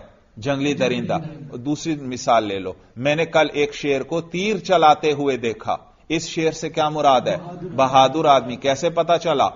جو تیر چلانے کا قرینہ بتلا رہا ہے، کیونکہ جنگلی درندہ جو ہے وہ تو تیر نہیں چلا سکتا، معلوم ہے اسے بہادر آدمی مراد ہے۔ تو یہاں پر بھی جب میں نے کہا ضربت زیدن تو سننے والے نے کہا بھئی یہ حقیقی معنی پٹائی نہیں مراد ہوگی، بلکہ کیا مراد ہوگی؟ ڈانٹ مراد ہوگی، ڈانٹ مراد ہوگی۔ لیکن آگے جب میں نے ضربت زیدن ضربن کہہ دیا، اس ضربن نے مجاز کے احتمال کو ختم کر دیا اور بتلا دیا کہ ضرب سے ضرب ہی مراد ہے، ڈانٹ وغیرہ کوئی اور مجازی معنی مراد نہیں۔ یہ ہے تاکید۔ یہ کیا ہے؟ تو مفعول مطلق کا ایک فائدہ کیا؟ یہ تاکید پیدا کرتا ہے۔ کیا معنی تاکید؟ یعنی غلطی اور مجاز کے احتمال کو ختم کر دیتا۔ تاکید کا کیا معنی ہے یہاں؟ غلطی اور مجاز کے احتمال کو ختم کر دیتا۔ ضربت زیدن ضربن، اس ضربن نے غلطی کے احتمال کو بھی ختم کر دیا اور مجاز کے احتمال کو بھی ختم کر دیا۔ اور کبھی مفعول مطلق عدد بیان کرنے کے لیے آتا ہے، جیسے جلست جلستن، فعلتن وزن آتا ہے عدد کے لیے۔ جلست جلستن میں ایک دفعہ بیٹھا، جلست جلستین میں 2 دفعہ بیٹھا، جلست جلسات میں کئی مرتبہ بیٹھا۔ تو کبھی عدد بیان کرنے کے لیے مفعول مطلق کو استعمال کیا جاتا ہے، کبھی مرتن کا لفظ بھی اس کے لیے استعمال کرتے ہیں۔ جلست مرتن میں 1 دفعہ بیٹھا، جلست مرتین میں 2 دفعہ بیٹھا، جلست مرات میں کئی مرتبہ بیٹھا۔ تو مفعول مطلق بھی یہ عدد بیان کرنے کے لیے استعمال ہو جاتا ہے۔ اور کبھی مفعول مطلق نوع بیان کرنے کے لیے استعمال ہوتا ہے، جیسے جلستو جلسۃ القاری، میں بیٹھا کس کی طرح؟ قاری کی طرح، یعنی جس انداز میں قاری حضرات بیٹھتے ہیں میں اس انداز میں بیٹھا، تو اس نے بیٹھنے کی نوع بیان کر دی۔ تو مفعول مطلق کے 3 بڑے فائدے ہیں، کیا؟ یہ کبھی تاکید کے لیے آتا ہے، کبھی نوع کے لیے، اور کبھی عدد بیان کرنے کے لیے آتا ہے۔ اب تاکید کے لیے جو آئے گا نا، یاد رکھو، تاکید کے لیے وہ مفعول مطلق ہوگا جس میں کوئی زائد معنی نہ ہو، جس میں کوئی زائد، ضربت ضربن، ضربت سے کیا پتا چلا؟ ضرب سمجھ میں آ رہی ہے یا نہیں؟ ضربت سے بھی آپ کو ضرب سمجھ میں آ رہی ہے۔ مثلا ضرب زیدن، ضرب، میں نے آپ سے پوچھا زید نے کیا کام کیا، آپ کیا کہیں گے؟ ضرب، آپ کہیں گے ضرب کی، دیکھا آپ کو اس سے ضرب سمجھ میں آ رہی ہے۔ ضربت سے کیا سمجھ میں آ رہی ہے؟ ضرب۔ ضرب سے کوئی زائد چیز سمجھ میں آ رہی ہے؟ نہیں، لہذا آگے میں نے کہا ضربت زیدن ضربن، ضربت زیدن، ضربت سے بھی ضرب سمجھ میں آ رہی ہے، اور آگے بھی میں نے کیا کہا؟ ضربن، تو یہ مفعول مطلق تاکید کے لیے ہے۔ جب یہ جو مفعول مطلق صرف وہی چیز بتلائے جو فعل سے سمجھ میں آ رہی ہے، کوئی زائد چیز اس کے ساتھ سمجھ میں نہ آئے، تو یہ کس کے لیے ہے؟ تاکید کے لیے۔ ضربت سے بھی کیا سمجھ میں آئی؟ ضرب۔ آگے مفعول مطلق بھی کیا ہے؟ ضرب۔ ضربت زیدن ضربن، ضربن سے کوئی زائد چیز سمجھ میں آ رہی ہے؟ نہیں، صرف ضرب ہی سمجھ میں آ رہا ہے اور کچھ بھی نہیں۔ ہاں، اس میں ذرا اضافہ کر دو، ضربت زیدن ضربن شدیدن، اب میں ضربن کی صفت بھی لے آیا۔ اب مفعول مطلق کے ساتھ جب صفت آ گئی تو مفعول مطلق کیا؟ ضربن شدیدن۔ مفعول مطلق کیا؟ اور فعل سے کیا سمجھ میں آیا؟ ضرب۔ فعل سے صرف ضرب سمجھ میں آئی، اور مفعول مطلق سے وہی سمجھ میں آیا یا زائد چیز؟ زائد چیز سمجھ میں آ رہی ہے۔ جب مفعول مطلق میں زائد چیز سمجھ میں آ رہی ہو تو سمجھ جاؤ وہ تاکید کے لیے نہیں ہے، بلکہ کس لیے ہے؟ نوع یا عدد کے لیے۔ اور یہاں کس لیے ہے؟ نوع کے لیے ہے، کیونکہ ضرب ہلکی بھی ہو سکتی ہے اور سخت بھی ہو سکتی ہے، تو بتلا دی کس طرح کی ضرب لگائی؟ شدید ضرب لگائی۔ بات سمجھ میں آ گئی کہ مفعول مطلق تاکید کے لیے کب ہو سکتا ہے؟ جب وہی مصدر آگے ہو جو کس سے سمجھ میں آیا؟ فعل سے، اس میں کسی قسم کی زیادتی نہ ہو۔ اب یہاں دیکھو، تسمى رابطة تسمیۃ الدال باسم المدلول، تسمى سے کون سا مصدر سمجھ میں آیا؟ تسمیہ، سما یسمی تسمیہ، تو تسمى سے تسمیہ سمجھ میں آیا، اور آگے تسمیۃ الدال باسم المدلول، اس سے صرف تسمیہ سمجھ میں آیا یا زائد چیز سمجھ میں آ رہی ہے؟ زائد چیز ہے۔ تسمیۃ الدال باسم المدلول، دال کو مدلول کا نام دینا، تو یہ زائد چیز سمجھ میں آ رہی ہے۔ معلوم ہوا یہ نوع بتلا رہا ہے۔ کیا بتلا رہا ہے؟ نوع۔ چلو بات لمبی ہو گئی، پھر دیکھیں ترجمہ۔ کہتے ہیں ای لفظۃ المذکورۃ فی القضیۃ الملفوظۃ، یعنی وہ لفظ جس کو ذکر کیا جاتا ہے قضیہ ملفوظہ میں، التی تدل علی النسبۃ الحکمیۃ، وہ لفظ جو دلالت کرتا ہے نسبت حکمیہ پر، تسمى رابطۃ، اس کو رابطہ کہتے ہیں۔ تسمیۃ الدال باسم المدلول، یہ کس قبیل سے ہے؟ تسمیۃ الدال باسم المدلول، یعنی مدلول کا نام کس کو دے دینا؟ دال کو دے دینا، یہ اس قبیل سے ہے۔ فإن الرابطۃ حقیقتاً هو نسبت الحکمیۃ، اس لیے کیونکہ رابطہ حقیقت میں وہ نسبت حکمیہ ہے۔ رابطہ یہ لفظ دے رہا ہے یا نسبت حکمیہ رابطہ ربط دے رہی ہے؟ فإن الرابطۃ حقیقتاً هو نسبت الحکمیۃ، تو ربط دینے والی چیز جو حقیقت میں ہے وہ نسبت حکمیہ ہے۔ وفی قولہ، اور مصنف کا جو قول آیا تھا اوپر متن میں، والدال علی النسبۃ، متن میں کیا آیا تھا؟ والدال علی النسبۃ رابطۃ، یہ جو دال علی النسبت کا لفظ مصنف نے بولا، کہتے ہیں قولہ والدال علی النسبۃ، مصنف کا قول جو ہے الدال علی النسبۃ اشارۃ، اس میں اشارہ ہے، الی ان الرابطۃ اداۃ، کہ رابطہ کیا چیز ہے؟ ادات ہے، رابطہ جو ہے وہ ادات ہے۔ لدلالتها علی النسبۃ التي هو معنى حرفی غیر مستقل، اس لیے کیونکہ یہ دلالت کر رہا ہے یہ ہوا کس پر دلالت کر رہا ہے؟ یہ دلالت کر رہا ہے علی النسبتی، اس نسبت پر، التی ہوا معنی حرفی، جو حرفی معنی ہے، غیر مستقل، غیر، ادھر دیکھیے کہتے ہیں الدال علی النسبتی، جو دال علی النسبت ہے اس کو کیا کہتے ہیں؟ رابطہ۔ معلوم ہوا یہ دال علی النسبت ہے، نسبت پر دلالت کر رہا ہے، اور نسبت خود کیا ہے؟ غیر مستقل ہے، تو اس پر جو دلالت کرے گا وہ بھی کیا ہوگا؟ غیر مستقل ہوگا۔ اور غیر مستقل اسم ہے، کلمہ ہے، یا ادات ہے؟ ادات ہے۔ بات سمجھ میں آ گئی؟ یہ معنی ہے کہ مصنف کا قول الدال علی النسبت اشارۃ، یہ اشارہ ہے اس بات کی طرف کہ ان الرابطۃ ادات، کہ رابطہ جو ہے وہ ادات ہے۔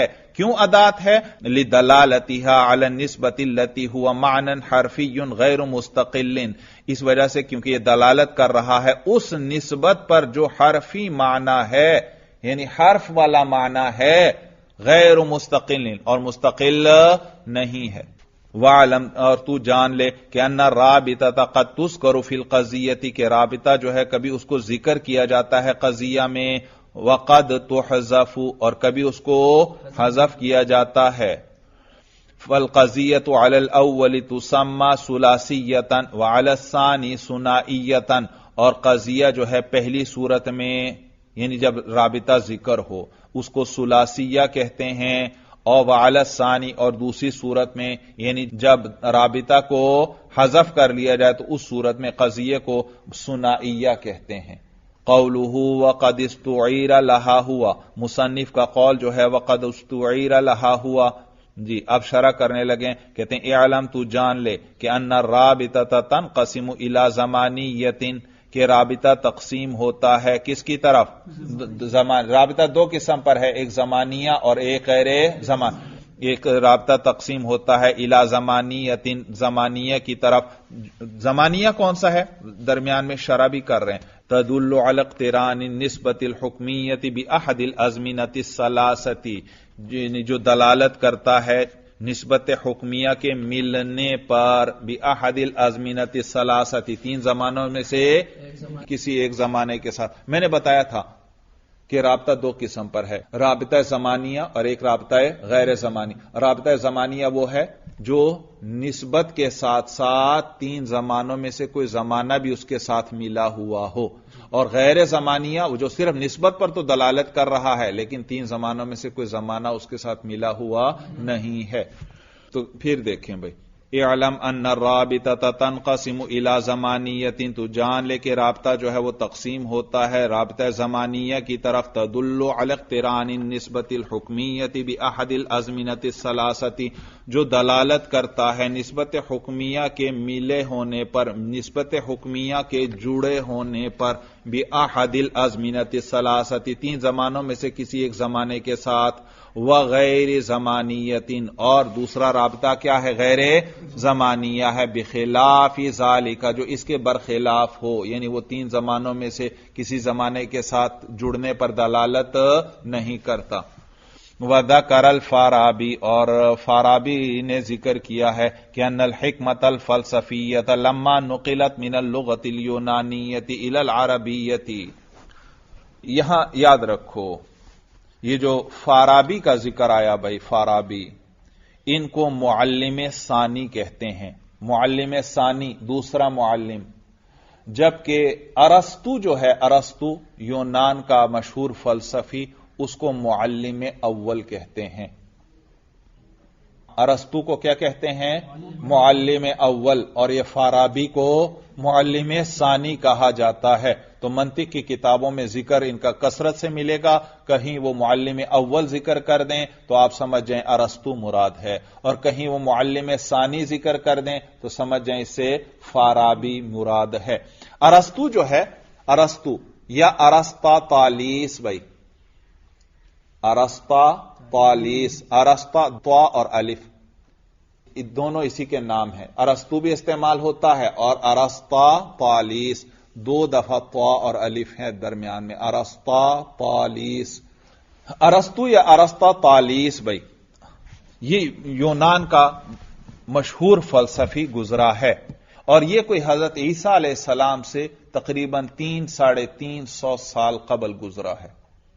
300-350 سال قبل تقریباً یہ گزرا ہے حضرت عیسیٰ علیہ السلام سے. اور اس کو معلم اول کہتے ہیں کیونکہ اس نے منطق کی بنیاد رکھی. اس نے باقی فلاسفہ کے علوم سے اخذ کرتے ہوئے علم منطق کو مرتب کیا. علم منطق کی اس نے بنیاد رکھی، اس لیے اس کو کیا کہتے ہیں؟ معلم اول کہتے ہیں. اور یہ افلاطون کا شاگرد تھا بھائی، مشہور فلسفی افلاطون کا شاگرد تھا، اور مشہور فاتح سکندر اعظم کا یہ استاد تھا بھائی. سکندر اعظم کا استاد اور افلاطون کا شاگرد تھا. اور یہ جو فارابی ہے یہ ابو نصر محمد فارابی بھائی، یہ مسلمان فلسفی ہیں بھائی، مسلمان سب سے بڑے فلسفیوں میں سے یہ ہیں. اور میں نے آپ کو بتلایا تھا کہ یہ جو فلسفہ ہے یہ یونانی علم تھا، پھر بادشاہوں نے بڑے بڑے علماء مقرر کیے جنہوں نے منطق کی کتابوں کا ترجمہ کیا عربی کی طرف. تو ان میں جو سب سے بڑے فلسفی گزرے ان میں سے فارابی ہیں بھائی. اور ان کو معلم ثانی کہتے ہیں. معلم ثانی اس لیے کیونکہ انہوں نے ارسطو کی منطق کی کتابوں کی شرح لکھی، اس کی شرح کی، اس لیے ان کو کیا کہتے ہیں؟ معلم ثانی کہتے ہیں. اور ان کی تصانیف 100 سے زیادہ ہیں. اور یہ جو ترجمہ کرنے والے تھے ان کے یعنی بڑے تھے بھائی، ان میں سے یہ بڑے تھے، ترجمہ کرنے کے بڑے ماہر تھے. تو انہوں نے ان علوم کو منتقل کیا بھائی. اور ان کو فارابی اس لیے کہتے ہیں کہ یہ فاراب کے رہنے والے تھے، فاراب شہر کے. ترکستان کا کوئی شہر تھا فاراب، یہ اس کے رہنے والے تھے، اس نسبت سے ان کو فارابی کہتے ہیں. اور یہ گزرے ہیں یہ تقریباً 3 صدی کے آخر میں. 260 ہجری ان کی پیدائش ہے اور 339 ہجری ان کی وفات ہے. 260 ہجری ان کی پیدائش ہے. معلوم ہوا یہ کس صدی میں پیدا ہوئے؟ ہاں، تیسری میں. شاید دوسری نہیں کہنا، 260. 200 کا مطلب ہے 2 صدیاں گزر گئیں. تو 260 سال گزر چکے حضور علیہ السلام کی ہجرت کو، یعنی تیسری صدی چل رہی تھی، اس وقت اس کی پیدائش ہوئی. تو اس کو کیا کہتے ہیں؟ معلم ثانی کہتے ہیں. تو وہ ذکر کرتے ہیں، وہ چونکہ ترجمہ کر رہے تھے یونانی کتابوں کا، تو انہوں نے دیکھا کہ یونانی زبان کے اندر، یونانی زبان میں 2 طرح کے رابطے ہیں. کچھ رابطے زمانی ہیں اور کچھ رابطے غیر زمانی ہیں. لیکن جب عربی میں غور کیا تو عربی میں ان کو رابطہ زمانی تو مل گیا، افعال ناقصہ کانا یکون وغیرہ، لیکن رابطہ غیر زمانی کوئی نہیں مل رہا. تو اس کے لیے انہوں نے پھر ہوا، ہیا، ہما وغیرہ کو استعمال کیا. بات سمجھ میں آ گئی؟ دیکھیے بھائی کتاب پر کہتے ہیں وذکر الفارابی، اور فارابی نے ذکر کیا ہے کہ ان الحکمت الفلسفیۃ لما نقلت من اللغۃ اليونانیۃ الی العربیۃ، کہ حکمت فلسفی کو جب نقل کیا گیا، جب فلسفی حکمت کو نقل کیا گیا من اللغۃ اليونانیۃ، یونانی زبان سے، الی العربیۃ، عربی زبان کی طرف، وجد القوم، تو ان لوگوں نے پایا، وہ علماء جو اس کو نقل کر رہے تھے یونانی زبان سے عربی زبان کی طرف، تو وجد القوم، ان لوگوں نے پایا کہ ان الرابطۃ الزمانیۃ فی لغۃ العربی ہی الافعال الناقصۃ، کہ وہ رابطہ زمانیہ جو ہے عربی زبان میں، ہی الافعال الناقصۃ، وہ کیا ہے؟ افعال ناقصہ ہیں، یعنی کان یکون وغیرہ. میری کتاب میں ہے افعال، الافعال ہونا چاہیے. آگے الناقصہ اس کی صفت ہے اور وہ معرفہ ہے، تو الافعال اس کو بھی کیا ہونا چاہیے؟ معرفہ. تو یہاں لام الف بیچ میں رہ گیا ہے. تو کہتے ہیں کہ انہوں نے پایا کہ ان الرابطۃ الزمانیۃ فی لغۃ العربی ہی الافعال الناقصۃ، کہ رابطہ زمانیہ جو ہے عربی زبان کے اندر وہ افعال ناقصہ ہیں. ولکن لم یجدوا فی تلک اللغۃ رابطۃ غیر زمانیۃ، لیکن ان لوگوں نے نہیں پایا اس زبان میں، یعنی عربی زبان میں، رابطتاً غیر زمانیت، کوئی رابطہ غیر زمانیہ نہیں پایا، تقوم مقام ہست فی الفارسیتی، جو فارسی میں ہست کے قائم مقام ہو جائے، و استن فی اليونانیتی، اور یونانی کے استن کے قائم مقام ہو جائے۔ فارسی میں ہست کہہ لیں یا است کہہ لیں، یہ رابطہ غیر زمانی ہے، یہ رابطہ جیسے زید ضارب است، زید ضارب است، دیکھو است آیا، جیسے اردو میں ہے زید ضارب ہے، تو فارسی میں است یا جو ہست ہے وہ رابطہ غیر زمانی ہے، اور یونانی زبان میں استن کا لفظ تھا رابطہ غیر زمانی کے لیے، لیکن عربی میں کوئی اس کے مقابل ان کو لفظ نہیں ملا، تو مستعار ان ضمیروں کو انہوں نے استعمال کر لیا۔ بات سمجھ میں آ گئی؟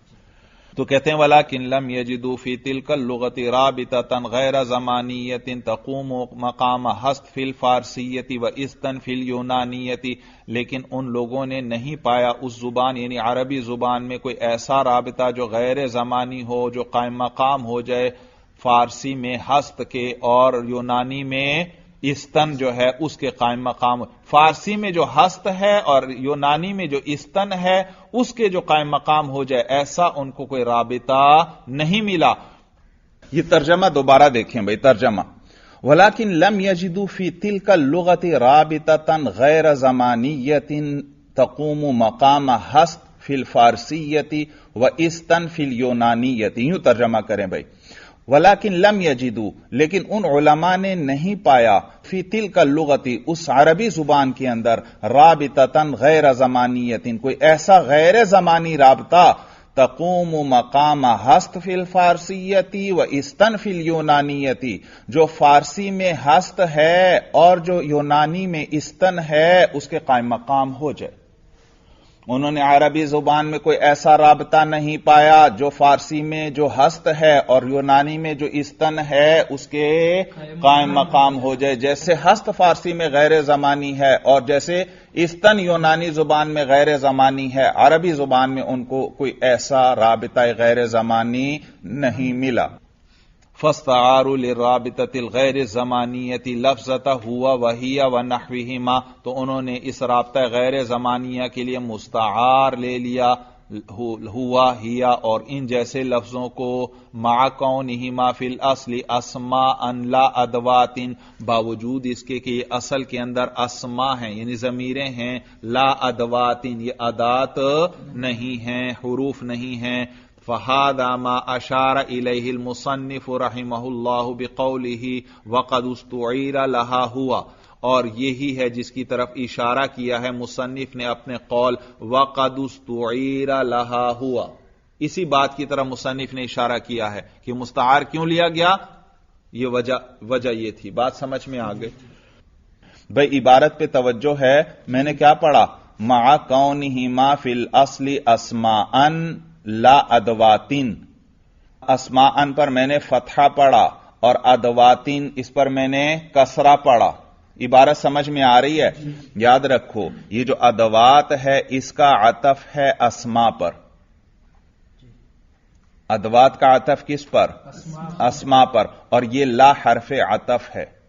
آپ نے حروف عاطفہ پڑھے ہوں گے، 10 حروف عاطفہ ہیں، واو او فا ثم وغیرہ، اور اس میں لا بھی ہے، لا بھی ہے، تو یہ لا کیا ہے؟ حرف عطف، اور اس ادوات کا عطف کس پر ہو رہا ہے؟ اسماء پر، اور اسماء جو ہے یہ کونہما، یہ کون کی خبر ہے۔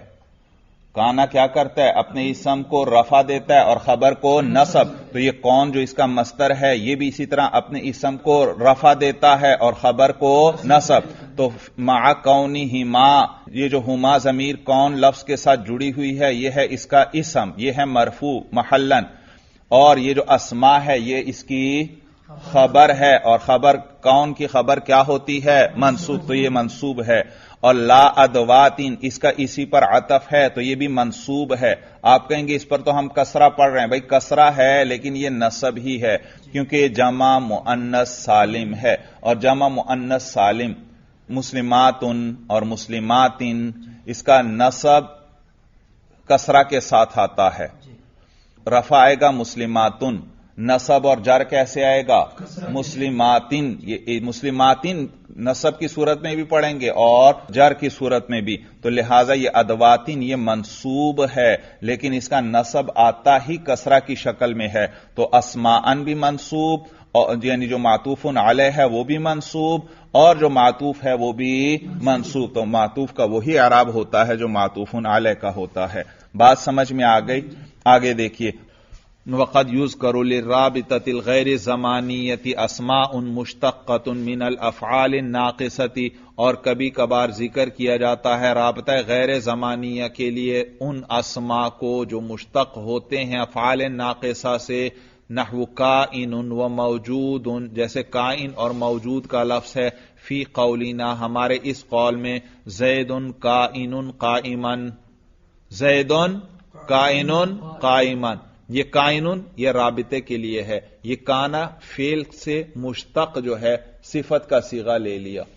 اور اسی طرح وہ امیرس موجود شاعرن، امیرس شاعر ہے، امیرس، امیرس یہ غیر منصرف ہے کیونکہ عجمی نام ہے، تو ایک علمیت ہوئی اور ایک عجمہ، لہذا تنوین نہیں آئے گی. وہ امیرس موجود شاعرن، امیرس شاعر ہے.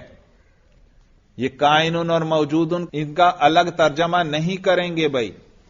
زیدن کائنن قائمن، یہ کائنون کا الگ ترجمہ نہیں کریں گے، یہ وہی ہے کا ترجمہ ادا کر رہا ہے. زیدن کائنن قائمن، زید کھڑا ہے. امیرس موجودن شاعرن، کیا ترجمہ؟ امیرس شاعر ہے. تو یہی جو افعال ناقصہ سے جو ان کے اسماء مشتقہ ہیں ان کو کیا کر لیا؟ رابطہ غیر زمانی کے لیے ان کو بھی کبھی استعمال کرتے ہیں، لیکن یہ بہت ہی قلیل استعمال ہوتے ہیں. دوبارہ دیکھیں بھائی، وقد یذکر للرابطۃ الغیر زمانیۃ اسماء مشتقۃ من الافعال الناقصۃ، عبارت پر نظر ہے، کہتے ہیں اور کبھی کبھار ذکر کیا جاتا ہے رابطہ غیر زمانیہ کے لیے اسماء، ایسے اسماء کو مشتقۃ من الافعال الناقصۃ جو مشتق ہوتے ہیں کس سے؟ افعال ناقصہ سے. نحو کائنین و موجودین فی قولنا، اس کو کائنین اور موجودین کسرہ کے ساتھ بھی پڑھ سکتے ہیں کیونکہ نحو ہے مضاف اور کائنین اور موجودین کیا ہے؟ مضافون الیہ. اور آپ چاہیں تو اس پر اعراب حکائی پڑھ دیں. اعراب حکائی کیا؟ کہ جملے میں جو اعراب آیا تھا وہی یہاں پڑھ دو. زیدن کائنن قائمن، یہاں کائنن پر کیا ہے؟ رفع. اور وَأُمَيْرِسُ مَوْجُودٌ شَاعِرًا، یہاں موجودن پر کیا ہے؟ رفع. تو انہی دو لفظوں کو یہاں لیا تو وہی اعراب ان پر پڑھ دیا. اس کو اعراب حکائی کہتے ہیں، یعنی جہاں سے اس لفظ کو نقل کیا گیا اس حکایت میں، اس بات میں اس پر یہ والا اعراب تھا، تو اس کو کیا کہتے ہیں؟ اعراب حکائی. تو وہاں پر ان جملوں میں کائنن اور موجودن پر کیا پڑھا جا رہا ہے؟ رفع. تو یہاں پر بھی آپ وہی اعراب پڑھ دیں، نحو کائنن و موجودن فی قولنا زید کائن قائمن. اور اس صورت میں یہ کائن مرفوع ہے لفظاً، اعراب حکائی ہے، لیکن محلاً یہ مجرور ہی ہے کیونکہ یہ مضاف الیہ ہے. کس کے لیے؟ نحو کے لیے. تو محلاً یہ مجرور ہی ہے، البتہ لفظاً مرفوع ہے اعراب حکائی کی وجہ سے. اچھا، یہاں سوال پیدا ہوتا ہے کہ انہوں نے کیا کہا کہ رابطہ غیر زمانی کے لیے انہوں نے ہوا کو مستعار لے لیا. توجہ ہے، رابطہ غیر زمانی کے لیے انہوں نے ہوا کو مستعار لے لیا. اور اب آگے کہہ رہے ہیں کہ کبھی کبھار رابطہ غیر زمانی کے لیے اسماء مشتقہ جو ہیں افعال ناقصہ سے ان کو بھی استعمال کر لیتے ہیں، جیسے کائنن اور موجودن. ان کائنن اور موجودن وغیرہ کو کس کے لیے استعمال کر رہے ہیں؟ غیر زمانی، رابطہ غیر زمان. اور کائنن اور موجودن عربی میں موجود ہیں یا نہیں ہیں؟ جب یہ عربی میں موجود ہیں تو پھر ہوا کو مستعار لینے کی کیا ضرورت ہے؟ انہی کو استعمال کر لیتے. تو جواب یاد رکھنا کہ یہ بہت ہی قلیل استعمال ہوتے ہیں، لہذا ان کو نہیں لیا، بلکہ اس کے بجائے کس کو لے لیا؟ ہوا، ہیا، ہما ضمیروں، غائب کی ضمیروں کو لے لیا. بات سمجھ میں آ گئی؟ یہاں آپ کے ذہن میں ایک اور اشکال آئے گا. انہوں نے کہا وہ اسماء جو مشتق ہیں کس سے؟ افعال ناقصہ سے. اور آگے کہا کائنن و موجودن. کائنن یہ تو ٹھیک ہے، کانا سے مشتق ہے، لیکن موجودن یہ تو وجیدہ سے مشتق ہے بھائی، یہ تو افعال ناقصہ میں سے نہیں ہے، افعال ناقصہ میں سے نہیں ہے۔ تو یاد رکھو اس سے مراد وہ افعال ہیں جو وجود اور ثبوت پر دلالت کریں، وجود اور ثبوت پر دلالت کریں۔ تو کانا وغیرہ بھی کس پر دلالت کرتے ہیں؟ ثبوت اور وجود پر۔ اسی طرح یہ افعال عامہ جو ہیں یہ بھی کس پر دلالت کرتے ہیں؟ افعال عامہ جانتے ہو؟ افعال عامہ یاد رکھو، افعال عامہ مشہور 4 ہیں، کون، ثبوت، حصول اور وجود۔ بات سمجھ میں آ رہی ہے؟ تو افعال عامہ مشہور 4 ہیں، کون، ثبوت، وجود اور حصول بھائی۔ ان کو افعال عامہ اس لیے کہتے ہیں کیونکہ ہر فعل کے اندر ان کا معنی موجود ہے، ان سب کا معنی ہے ہونا، کون، ثبوت، وجود اور حصول، سب کا کیا معنی ہے؟ ہونا۔ تو یہ افعال عامہ ہیں، ہر فعل میں ان کا معنی ہے، ضرب ہو یا شرب ہو یا اکل ہو، اس میں ان 4 کا معنی پایا جائے گا، ہر فعل میں ان 4 کا معنی ہوگا۔ جبکہ باقی افعال افعال خاصہ کہلاتے ہیں، ان کا معنی ہر جگہ نہیں ہوتا، جیسے جہاں ضرب ہے وہاں شرب نہیں، اور جہاں شرب ہے وہاں ضرب نہیں۔ افعال عامہ کا معنی ہر فعل میں پایا جاتا ہے۔ مثلا ضربہ زیدن، زید نے پٹائی کی، تو اس میں ایک چیز کا ہونا ہے، کیا ہے؟ پٹائی کا ہونا ہے۔ تو دیکھو ثبوت پٹائی ہے یا نہیں، وجود پٹائی ہے یا نہیں، حصول پٹائی ہے یا نہیں، اور کون پٹائی یعنی پٹائی کا ہونا، کان یکون کون، تو پٹائی کا ہونا ہے۔ تو یہ جو افعال عامہ ہیں کون کون سے؟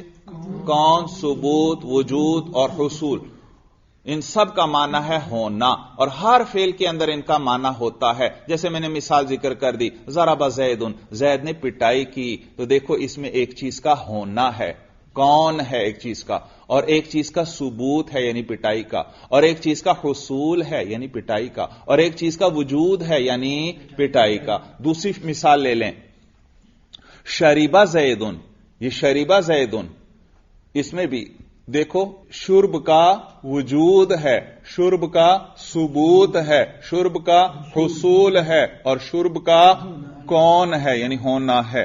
تو دیکھو یہ افعال عامہ وہ افعال ہیں جن کا معنی ہر فعل میں پایا جاتا ہے۔ اور مثال لے لیں، فر زیدن، زید دوڑا، زید دوڑا، دیکھو اس میں دوڑنے کا ثبوت ہے، اس میں دوڑنے کا حصول ہے، اس میں دوڑنے کا وجود ہے، اور اس میں دوڑنے کا کون ہے یعنی ہونا ہے، کانا یکون کا معنی ہونا، اس میں دوڑ کا ہونا ہے۔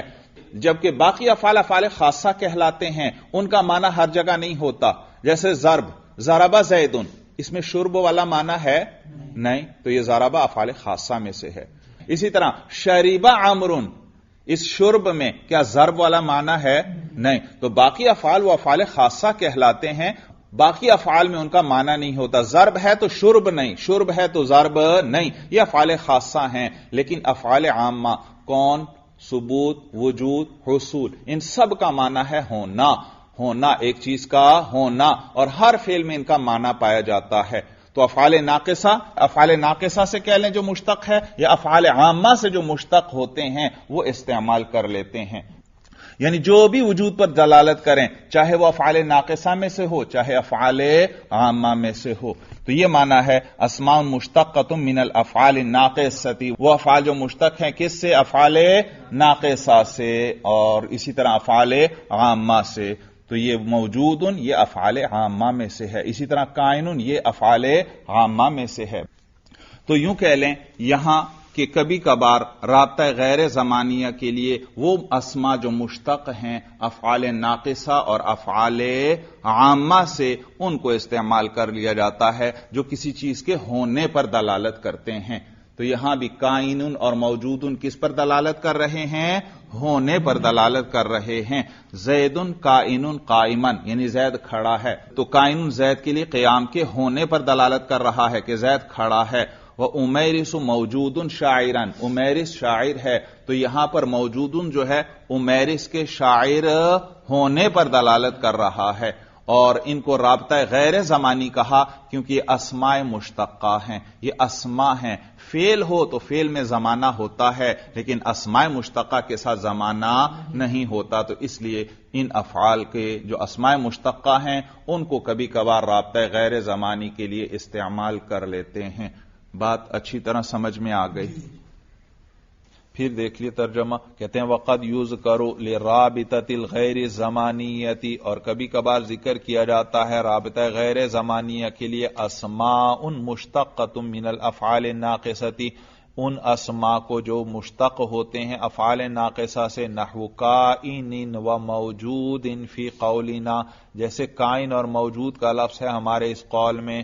زید کائن قائما، زید کھڑا ہے. وہ امیرس موجود شاعرا، اور امیرس شاعر ہے، امیرس شاعر ہے. چلیے بس کریں، بس بھائی. ھذا ھو المرام واللہ اعلم بحقیقت الکلام.